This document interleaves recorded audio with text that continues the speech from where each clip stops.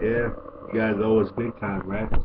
Alright, this is gonna be I guess a video basically reliving the winning streak the Miami Heat won. Let me start by saying I personally hate that last video that I did.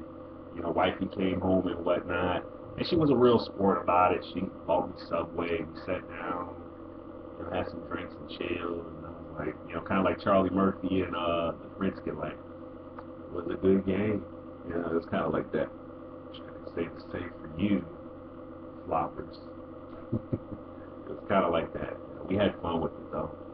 She wasn't a butthurt Heat fan like half of you guys, you know, on YouTube. Oh, Miami. Oh, Kirk Heinrich tackled LeBron. Oh, you know, just coming up with so many excuses. So let's start this. Miami is the last team that should ever, and I mean ever, complain about officiating. You know, watch the 2006 NBA Finals again. Do that. And then go back last year and watch those finals. Watch every playoff game they played against Chicago, Boston, Indiana. LeBron, man the fuck up, man. Man the fuck up. You get paid millions of dollars, man, you know. Look on the bright side at how blessed you are to have that talent you have. Now, I'm not here to bash LeBron because you can't say LeBron lost that game for his team. LeBron did his part. I'm going to talk about what the streak did for the Heat, what it really did for them. Now, the Michael Jordan comparisons with LeBron are unavoidable at this point. I fucking hate the comparisons, to be honest. You know, they play two different positions and they're two different players. You know, if you want to compare Kobe and Jordan, that's a whole different thing. If you want to take Wade, a two guard, and compare him to Jordan, understand. But LeBron was kind of doing his own thing. You know, this is the first time we saw a killer in LeBron during the streak. So if anything, the streak did that for Miami. You know, we got to see a LeBron James that does not shrink in the fourth quarter. We got to see a killer in LeBron. You know, a lot of people will say, well, Wade did, you know, most of the fourths and all that, but you saw LeBron didn't back down in the fourth quarter throughout this streak. He was there. He wanted this streak. You know, this is his chance to take something that Mike Jordan hasn't done and make it his own. And I think LeBron was really just salivating and relishing the idea that I'm going to be able to do something that Jordan has never done. And people won't ever be able to say, well, Jordan, you know, all people could say was Chicago had 72 and 10, you know, and LeBron's like, well, get it in the street, you know, it's kind of like that. So I'd say, if anything, we got to see LeBron's killer instinct, and that's big for playoff basketball. Yeah, nursing a hangover right now. Yeah, it was, you know, whether you hate Miami or not, you can't say that streak wasn't impressive. You know, and anyone who does, I want you to go to a gym. I want you to play basketball with some little kids maybe. You know, play you know, every day, maybe every 2 days. Just go, you know, play for 2 hours against anybody. You know, and out of 27 games, if you can win all 27 games and not be exhausted, you know, then I guess you can bash Miami. But 27 games in a row is a hard thing to maintain. So, you know, hats off to them for doing something so good. You know, even if the referees helped them a lot. You know, there were a lot of phantom fouls on both sides. You know, like I said, LeBron traveled before Heinrich even grabbed him. But, you know, no one called that. You know, Miami fans keep forgetting that. And when Taj Gibson fouled him, you know, Gibson didn't punch you in the face, man. He was trying to block your shot and stop you. They got played, dude. You know, they got outplayed, you know, plain and simple. You know, it doesn't take away from Miami being a great team, though. I personally still think that without flopping. And also NBA, y'all need to do something about those flopping rules you guys got, because a $5,000 fine is not doing anything for these guys, man. It really isn't. Especially with the playoffs coming, NBA needs to do something about flopping.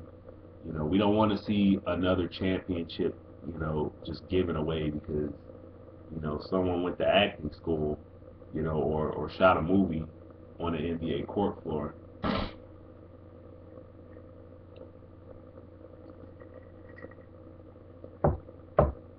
But the biggest threat on the East is not Miami.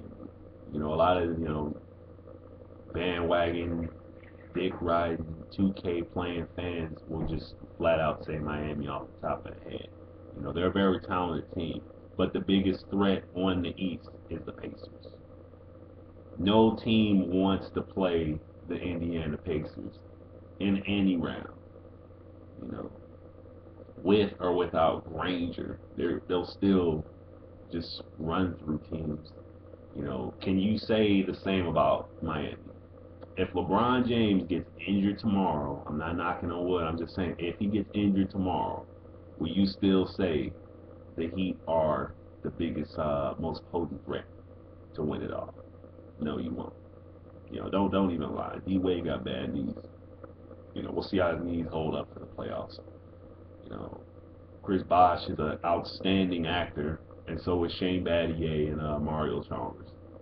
You know, they're all good players, but, you know. And also, how good do you think the Heat would have been if they would have just grabbed Birdman at the beginning? You know, of the start of the season, if they would have grabbed Birdman, just right then and there, you know, Chris Anderson. How much better of a team do you think they'd be?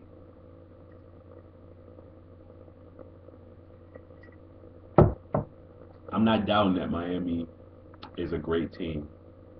But Heat fans, y'all really need to calm the fuck down, man. It's one game, man. Y'all lost one game. Imagine how a Bobcats fan feels, man. Y'all lost one game. You know, and the only reason this sucks is because you guys want to come on YouTube, you guys want to go on ESPN and just bash every team, you know. I remember before the game, you know, you check anything. Oh, Chicago about to lose. Rose this, D Rose that, you know. And what did the real Bulls fans say? They said, all right, we'll see. We'll see. And yes, we did see.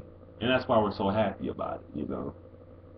The whole league just laid down and spread their legs and let Miami fuck them. And then one team stood up to them and made it, you know, if Miami is Superman, Chicago looked like Doomsday in those games, you know. It was a great basketball game to watch, and it felt bigger than what it was. It felt like a championship game just sitting down watching it, you know.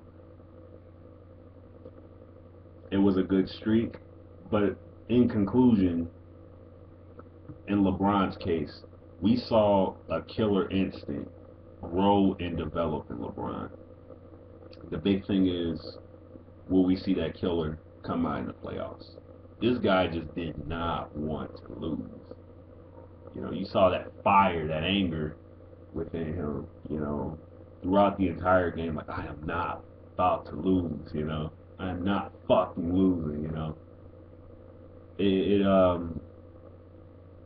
We'll see.